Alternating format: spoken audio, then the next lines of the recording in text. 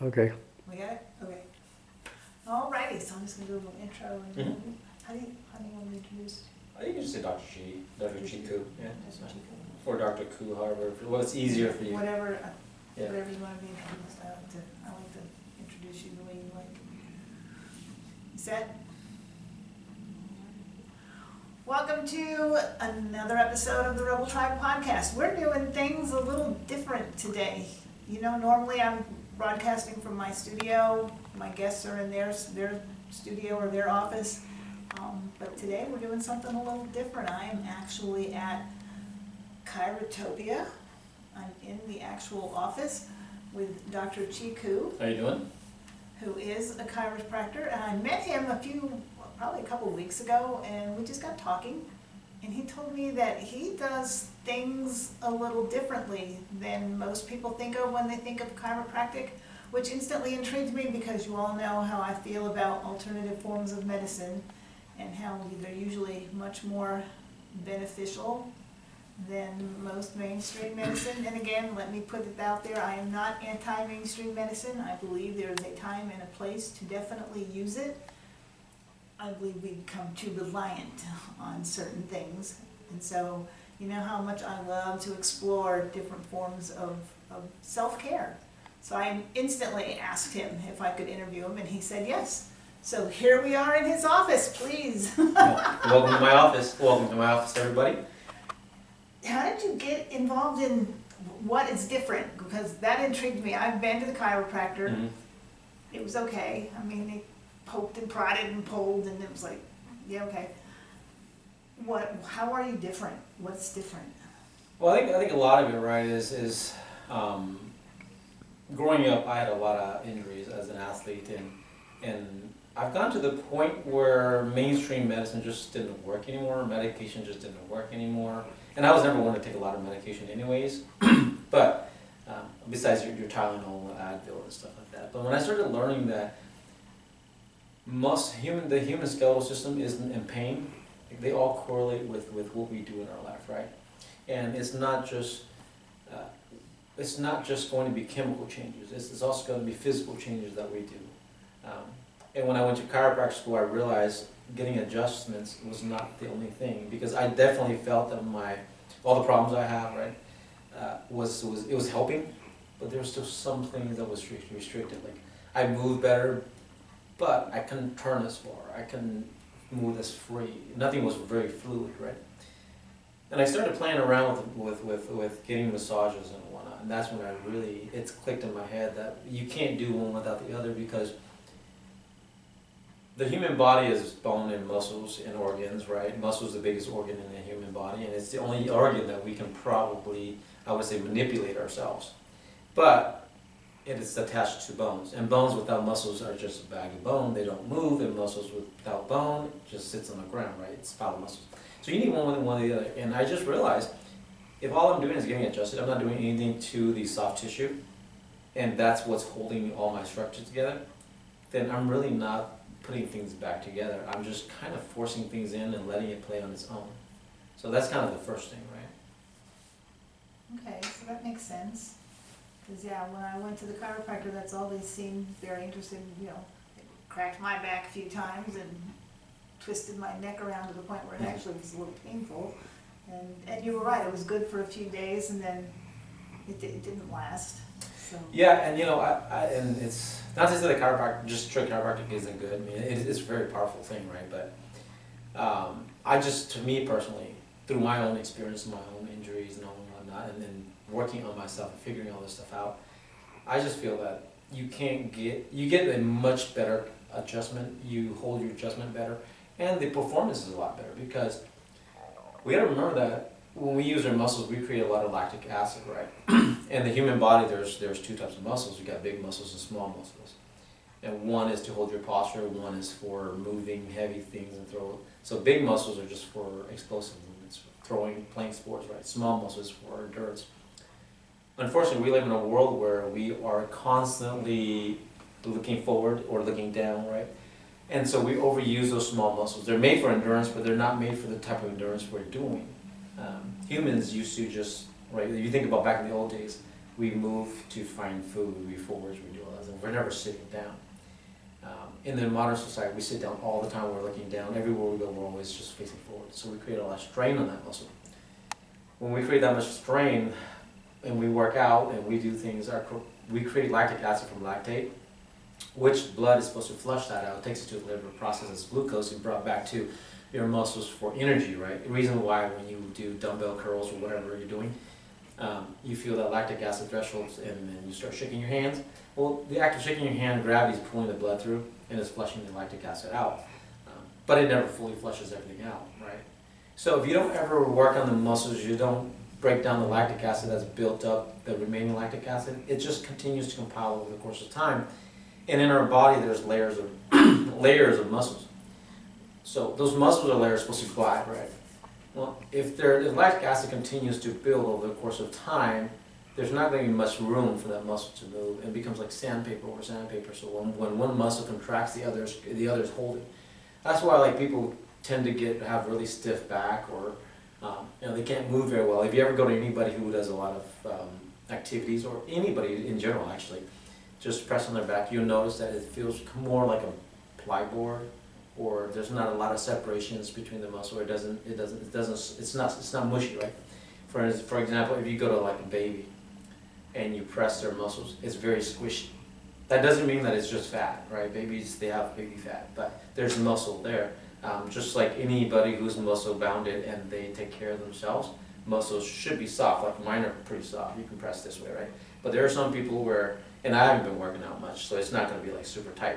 But if you look at people who work out a lot and their arms are just, it looks like it's a big rock solid, it's because it's too tight. So when your muscles are too tight that way, it stays contracted or it's being held, it doesn't, when you go to use it, the contraction isn't as strong because now it's partially contracted already. Or if you need to lengthen something, right, it doesn't go very far because the muscle doesn't allow it to lengthen because it's holding on to something else. So it's kind of what I've learned from working on myself. And I just take whatever I've learned, add it to what school teaches me. And then of course, I look into the physics side, the mechanic side, the biomechanical side, not just the science side of what I do, right? So I add all that together. And that's kind of how I get my formulation and how I work with people. It's not a one-size-fits-all. It's every person has a different problem. And my approach is very different. Some people I have to put a little bit more pressure on the soft tissue. Some people I don't, right? It just depends on where you are in the stage of your healing or where you are in your recovery or your injuries. It's very different. I can't do the same thing for you as I did for something. It may seem similar, but the approach is very different. The concept is very different, right? Yeah, that's, I'm just listening, and it makes a lot of sense because when, gosh, it was probably a good 10 years ago actually, that I was in a car accident and I hurt my back. And yes, the first thing I wanted to do is, here, take these pain pills. Right. And I said, no, okay, that's not going to solve the problem. That's just going to mask the pain. I want to stop the cause of the pain. Right. So I finally got him to send me to a physical therapist, and he just, he did like I think I went to him 4 times, and he didn't do a lot, but what he did do was he gave me some things to do at home, and yeah, most of the time I don't have any trouble with my back at all. Every once in a while, if I'm doing something that requires me like mopping the floor or something, if I'm like kind of semi-bent over for a long period of time, I'll feel a little pain in my back, but then I go do the things he taught me to do, and it clears it right up. So, yeah, I'm all. Yeah, and the reason why that works is when you go to physical therapy, you're moving the muscles all the time. When they're teaching you how you move your muscles and strengthen those things. I will say that if you strengthen the muscles that have been shut down, you won't get the same results, right? So when you do these exercises, a couple things are happening. One, you're forcing the muscle to contract, which as it contracts is squeezing, right? And so the lactic acid that's sitting inside the muscle fibers, it's squeezing and it's pushing that out. The other is, as it's contracting and squeezing, it's forcing blood in and out. When it forces blood like that, blood mixes with oxygen, and oxygen is promoter of healing of muscles. So when you do these activities, you're forcing blood in and out of the system, right? And so you're cleaning out the old stuff. You're flushing out the lactic acid, you're bringing more oxygen to your muscle. That's why when you go do these things, you feel a lot better, you get better, right? Now, if you continue to do those things, you continue to break down the muscle, you continue to get more movement, What you're going to find is that you will continue to break down lactic acid. You're going to continue to have more range of motion. Over the course of time, little things that used to bug you or little movements that used to be a hindrance for you, you may forget that it's there. Just because the act of getting more oxygen to the muscle allows the muscle to heal a little bit faster, right? Most people right now in our society don't move enough, and so the muscles don't pump enough. Every time we move, our muscles contract. And contraction of the muscle acts like a pump, right? As it contracts, it pumps blood out. As it relaxes, it lets blood in. And so by doing that, you're getting fresh blood and old blood moving all the time. So it's kind of like anything that's always moving, like water, right? You get water that sits in a pond too long, it becomes stale, you get algae growth, everything. But you get water that flows all the time, it's got a lot of oxygen, right? You never get algae growth. The water stays a little bit more plain, so the blood's no different. It sits in one area, it doesn't move, you don't get as much oxygen, so your bodies don't heal very well. But when you start doing that, and when you're exercising, you're breathing, so you're forcing more air, oxygen into your system, right? So if we're walking, we're sitting here, we're just not doing much, you're not consuming as much oxygen. But if you are moving, you're consuming energy, you're consuming oxygen, you're going to get more oxygen going to those muscles. They're going to heal a lot faster, so you'll see the difference. Yeah, I'll vouch for the movement thing, because when I was in the military, I tore up my knee pretty badly. Yeah. And Thanks for your service, by the way. I couldn't run, and Mhm. they were getting ready to medically discharge me because I couldn't do the PT test. I couldn't Right. run, and I went to the gym, and I met a gentleman over there that used to, I guess he used to train the Navy SEALs. Anyway, he was like, I'm gonna help you out. So same thing, he gave me a bunch of exercises to do for my knee, and I actually was able to run and pass the PT and not have pain. But I've noticed now that since I've stopped doing the kind of work that requires me to be on my feet and walking all the time, I spend more time at my desk, at the computer, or whatever. Yeah. It's beginning to get twingy again. So Yeah, it's like, yeah. okay, You ever- I need to you get up ever- and get moving. Yeah, and the reason for that is because when you're sitting too long and you haven't been doing a lot of things for too long, your knee, right, the kneecap, connects to the hips, not the hip, the quads, right? So you have your vastus medialis, lateralis there, rectus femoris, it connects to the kneecap, they come this way and it connects here. Well, you have your IT band that comes from this side that wraps around here and connects down here. So the IT band is the biggest tendon in the body, and it also doesn't get as much blood flow as everything else because it's a tendon, right? There's no blood flow going to the tendon. And you have a big muscle here that connects to that, and it splits from the IT band to be the glute, and that's a huge muscle. So when you're sitting all day long and you're not really moving, you're allowing that glute to create lactic acid, and as the lactic acid sits, that muscle is so huge that it stays tight. As that stays tight, it's going to keep pulling the IT band, right? Because the more tighter it is, the more it pulls. As it pulls, it's going to track it this way, because it goes over the vastus lateralis, it tracks and it pulls that muscle, and it will track your knee upwards and out. And I'm guessing that your knee pain usually is like around the ear, right? That's exactly where it's at. Yeah. So what you do is you have to go over here and release all this tension that will bring the knee back down to where its original position is, and you won't feel pain here. And the reason why you feel pain here is because there's tendons in this area. And tendons are not strong. I mean, they're strong in terms of attachment, right? But they're not made to combat your muscle from contracting. They're just there to hold it, right? And so the more you pull, and tendon doesn't have sensation, so you won't feel it there. You always feel at the end where the attachment point is, and that's why pain's always here, but nobody ever looks on this side. So when you go to most places, they'll just try to figure out what's going here. Nobody ever looks. So yeah, when you have knee pain like that and you're sitting for a long time, chances are it's your IT band. If not, it's your glutes that's causing you the problems. Huh. Yeah, you're the first one that ever said that, because I have gone to the doctor a couple of times, and yeah, that's the first thing they do is they want to, let me look at your knee, and they talk to me about, knee replacement, and then I'm like, that would be no, thank you. Yeah. But as long as I can get up and down the stairs, but, so, it's this. Yeah, it's the IT band. So IT band comes here and becomes TFL, and it splits into a little part here, and then it goes into the glutes back here. So it's a huge muscle, right? I have a patient right now who had the one I mentioned earlier, the one with rods from C2 to T2. Well, her knees were bad, and her doctor told her to send things to get surgery, and otherwise she wouldn't be walking. She'd only have a year left. we're going on 4 years right now, you know, working on her legs, and yeah, she's walking fine. Actually her PT saw her and didn't recognize her because she's walking, and asked if she had surgery, and she said no. She's only been going to the chiropractor, and the immediate response is, "Have you told your orthopedic surgeon?" Which I think her comment was actually kind of funny. She's like, "Why would I need to? I'm walking," right? But I'm just kind of like, yeah. I mean, it's good for them to know that you're coming here, but that's up to you. You know, if you feel like he told you have 2 years and you're going on 4 years walking with our help, then you feel like you don't need to. I mean, it's up to you. I can't say for you to should or shouldn't, right? But you've been with the orthopedic surgeon long enough, you've been with me long enough, you probably would know what's the better thing for you. So they make their own judgment. And she doesn't go to her orthopedic surgeon, she just comes here. You know, she was a whitewater kayaker, she was a biker, avid biker. So after getting the surgery done on her neck, she couldn't kayak, she couldn't bike, and they told her don't do any of those things. Well, a year and a half after I met her, she went kayaking for 5 hours with her grandkid, which, you know, he's been trying to get her to go and she couldn't go.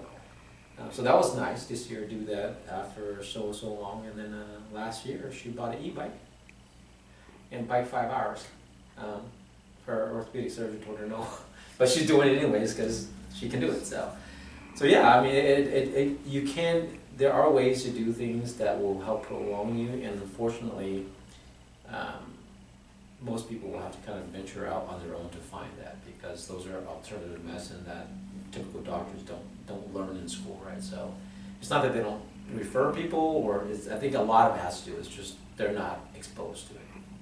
Well, it was one of the things that made me want to talk to you so much, because when, I won't name the doctor, but the gentleman that helped me get my knee in shape so I could, so I didn't lose my military career, a lot of it was lifting weights, and when I mentioned that to another doctor, he was like, "Oh, at your age, you shouldn't be lifting weights. It's going to put strain on your joints, it's going to damage your joints, you already have arthritis starting, you need to not do that." So I stopped. Yeah. It's like, well, you're the doctor, so I don't go to the gym anymore, and I just kind of stopped doing all of that, because it's like, okay. Yeah. And it feels worse. It feels worse. Like you said, it's right in there, and it hurts. Well, the problem with that, right, is the traditional way of thinking. Let's go back this way. Before, when you even got surgery, the traditional way of healing is bed rest, right? Because you don't want to injure yourself. Now, a lot of doctors and a lot of hospitals are kicking you out of the bed as fast as possible after surgery. As soon as you can walk, then when you walk, why? Well, if you walk, you're using your muscles, right? And you're getting oxygen to the muscles, which is going to heal you. If you don't use those muscles, you will eventually lose those muscles. And that holds true to anything. If you don't use it, your brain loses connection to it, your muscles don't grow, right? There's a reason why when you practice doing certain things, you get better at it. Because your brain becomes more in tune to your hands, your feet, and it can modulate that based on what it is, because you've been doing it, right? But if you just stop, well, then you're preventing yourself from, technically you're preventing yourself from injuring yourself, but the only time you injure yourself when you're working out is if you don't know what you're doing, or if you go to somebody who don't know what they're doing and they give you too much weights to start with, or if you don't have the range of motion, right? Like for your example, your place, I would have never said you should just stop lifting weights. I got a 20-year-old right now that four doctors and 3 chiropractors told her she should stop lifting weights. She's 20, right?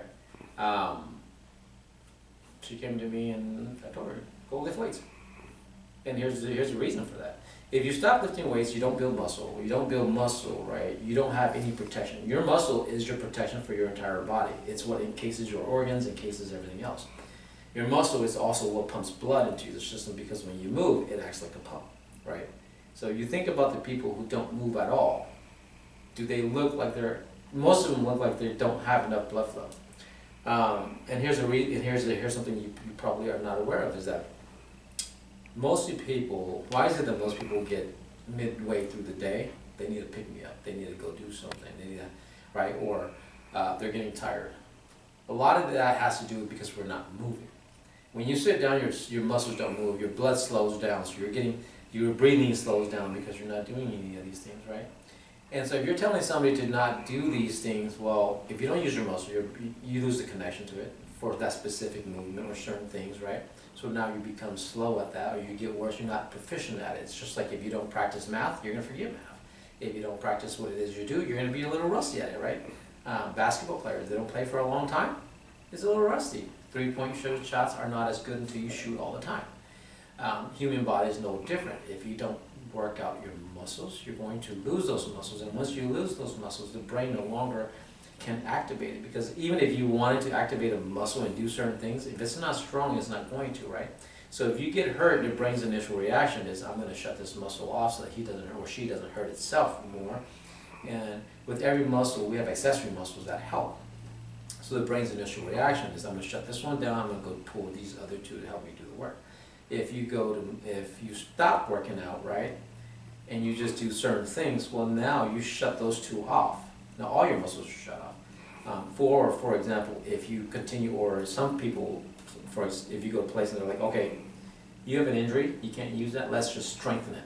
It doesn't work that way either because you've already shut the muscle off. Now you shut that muscle off and you're pulling in two accessory muscles to help you do certain things, right? Well, you're working out those two accessory muscles, you're not working out the main muscle. And so you strengthen those muscles, but the problem is that's not their job. They're just there to help. So they will get overworked, and what happens, the vicious cycle starts over again. They shut down, and that's why you get weaker and weaker over time, right? By breaking down the muscle, what you're doing is we're tricking the brain to think it is an injury, right? And that's going to send blood, the body's going to send blood rushing into that area, because whenever we have injuries, that's what it does. That's why we get inflammation. As the body sends blood into that area, the blood rush is going to flush the lactic acid out, right? And so you're going to get new blood. Because we're working on the muscle, we're breaking down the muscles, what typically will happen is, when the blood comes through, it'll break down the lactic acid that's no longer within the muscle fibers, that's just kind of lying around. It'll flush that out, right? It'll take new blood into this area, but as you continue to work, the muscle's going to pump, which means the more you can move, the more pumping, the more movement of lactic acid you can get, right? And we also teach you that just stretching alone doesn't do anything. You have to go side to side, crisscross. Because as you stretch, the muscles just tighten. As you crisscross, it'll move the fibers, it'll move things out. So when you do that, now you're moving all the lactic acid out, your muscles are a bit more pliable, your blood vessels are not as compressed under the muscles, you're getting better blood flow, right? As better blood flow, you're getting more oxygen, so now with more oxygen, your brain's going to get more oxygen. You're going to be a lot more relaxed. That's why most of the people, when they walk out of here, they tend to want to go to sleep. So I have a question for you. Yeah. Okay, so probably about 12 years ago, I fell. Okay. Okay. I did not realize how much damage I did at the time when I fell. It just seemed like, yeah, okay, I fell. But if you'll take a look, okay, that's a normal arm, hand, see, it does all the things. That's the one that I fell. Okay. And that one doesn't turn very well, does It it? doesn't turn, the wrist doesn't bend. Okay. I've been to the doctor. What have And they they're said? like, well, we can re-break your wrist. I said, no, we're not. Okay. So it was broken. I think, yeah. Okay. They're like, I'm pretty sure it was broken. Uh-huh. Well, I've never had them because they're like, well, if it was broken, the only thing we could do now is re-break it and reset it. And I was like, yeah, no. Okay. So they didn't. And They never checked it to see if it was broken. No, I never went that far Okay. with them because that was the first thing they said is if it's broken, we can re-break it. And I'm like, yeah. Yeah. Okay. That kind of scary to think that. Okay. Yeah. And I mean, I get around okay, but it is a Okay. little painful at times. It causes some pain up in here, Mhm. and it's a little annoying. Like I used to do like planks and push-ups, and I Mhm. can't because I You can't can't do get my hand down flat on the floor anymore. Okay. So, Well- is there anything that can be done without actual surgery? Possibility. There's a possibility we could done. So there's no. I mean, I can see that there's a. This is part of it that broke, or do you Well, know? it was in the. I don't think It was in the so. wrist? It was in the wrist. Yeah, I can definitely tell there's a deformation here, but so if we look at here, if I feel your hands right, see this one doesn't. See that side? All right, a couple days. You want to come in closer? You can see this. All right, if you look at the arms here, You notice how this arm is really inflamed? These muscles here compared to here. You see how when I press here, that's real tight. That's actually real soft. This is what's stopping her from being able to turn this far. This and this over here. So what we do, you mind? No. Okay. So what we're going to do is we're going to work on the muscle here, release a lot of this tension. And oh, you know what? Actually, let's show. Let's see how far she can the difference, discrepancies in her hand.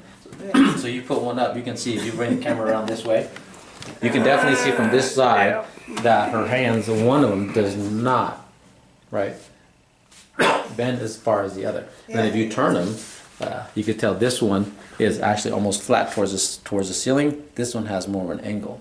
So we're going to work on that and see if we can get her to feel better. So when that happened, tell me more. What was going on? Well, like I said, I don't even know how I felt, to be honest. I was teaching a class, and I was demonstrating something, and one minute I was standing up, and I went to turn around, and next thing I know, I was flat on my back on the floor. Yeah. So, not quite sure what happened. What about treatment-wise? What did they do for you? Nothing really. Besides when you say breaking it and putting it back together? Yeah, I mean, when I first heard it, it didn't seem like it was, because I could move it. I was like, oh, okay, it's fine, it's not broken, there's nothing, so we wrapped it up. And, but I've noticed, afterwards that it never really got any better. Okay. I mean, it doesn't hurt anything, it's not painful like it Yeah. was back then, but, like I said, I now have limited range of motion, so when I did finally go to the doctor, I was like, okay, and that was their first solution, was, well, we can operate. Yeah. It's like, well, no, I'm fine. So you see how I'm trying to move this, and it starts pulling up here already? I'm already feeling you're getting more range of motion already. See how tight that is right here? Yeah. So these are your super nerves, right? They bring your arm back this way. When they're super tight like that, it doesn't allow you to turn. Because remember what I said, the muscles that's partly contracted can't contract farther, right? So yours is already partially contracted. That's why when you try to turn, it contracts a little more, and that's all it's got. So you have to get it to relax so that it's all the way here, so when it contracts, it goes like that, versus just already here and it goes like this. Get it? So that will give you more range of motion when we work on these areas here.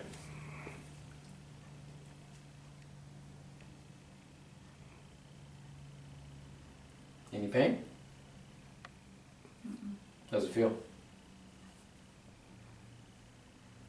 Oh, I felt yeah. something pop. Right there, see. I felt something pop.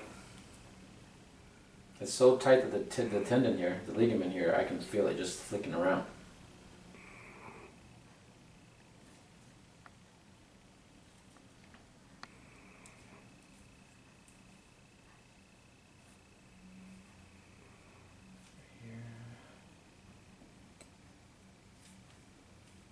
All right, let's see how that goes. Holy crap. Better sideways, no. Yeah. That's like magic. Turn them sideways to where you had them. Yeah, that's Yeah. like 2 minutes worth of muscle work, Yeah, right? that's like magic. I haven't been able to do that in like 12 years. Right. Now pull that. See that? Almost level, right? Almost, yeah. Yeah, we didn't adjust. We didn't do anything. It's just muscle. That's Releasing awesome. the tension on the muscles, allowing the lactic acid to move, allowing the muscle to really work itself. And what you do now is when you go home, you just keep doing this, right? And what you're doing is you're training those muscles to reactivate again. Sweet. Yeah, and part of the reason why you can't do that is because they're so tight they're not activated.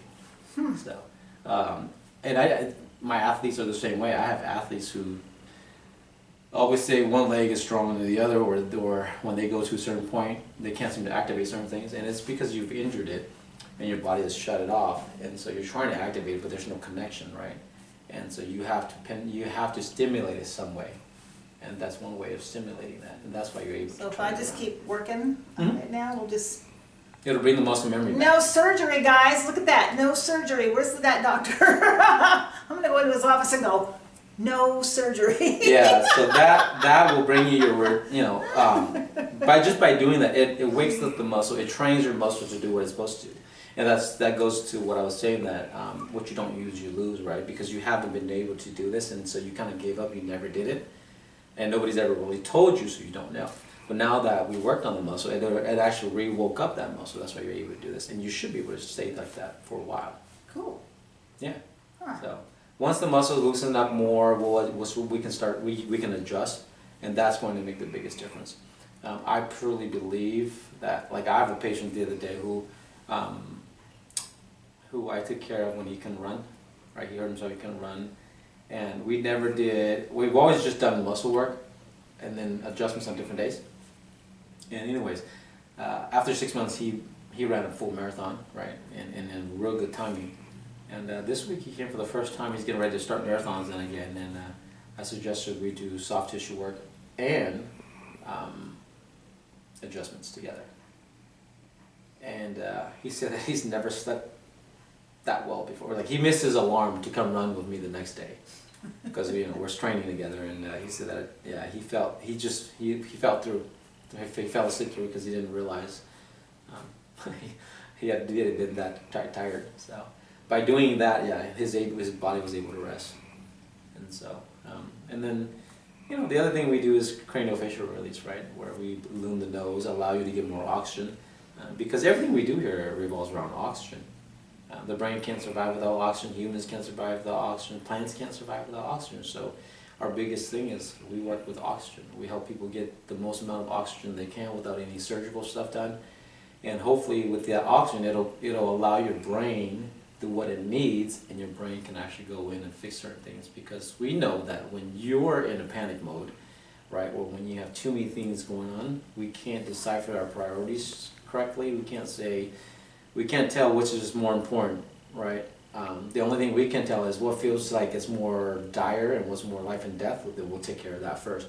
But when in actuality, a lot of the times, what we think is important, it really isn't the most important thing, and our brain treats us that way, especially when you have physical pain like this, right?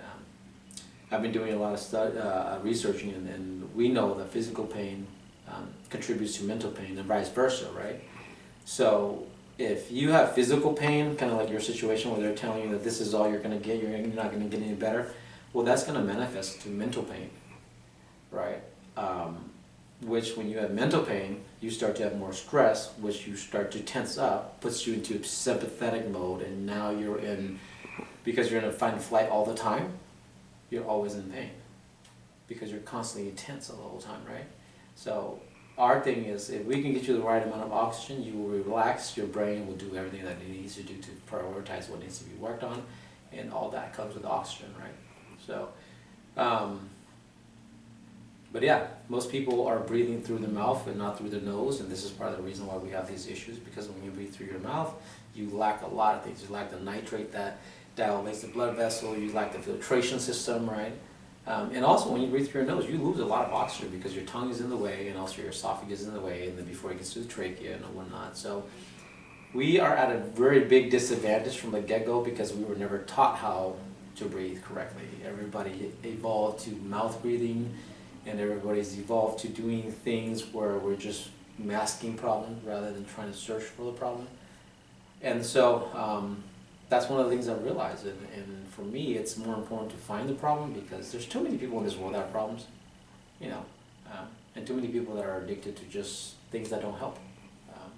So for us, I'd rather have you outside enjoying life than you having a problem, because then again, I never know who I can come across, where somebody has a bad day and they're mentally and physically stressed. They're more likely to cause road rage. They're more likely to lash back on the child or their spouse. But if I can take away that physical component and give you a little bit of mental ease, at least then we might be able to save one person. So, but that's why I do what I do. It just doesn't extend to me or you. It extends to everybody that you meet around you. So my goal is to make the place a better place for everyone, not just one, right? Unfortunately, I'm fighting a battle that's hard to win because everybody thinks chiropractor, for whatever reason, they have their own perceived notion of what chiropractic is, and I get bunched up in the middle of everybody else. So nobody really knows who I am. I'm like Waldo in a book of Waldo's, right? Okay, that's all I can tell you right there, okay?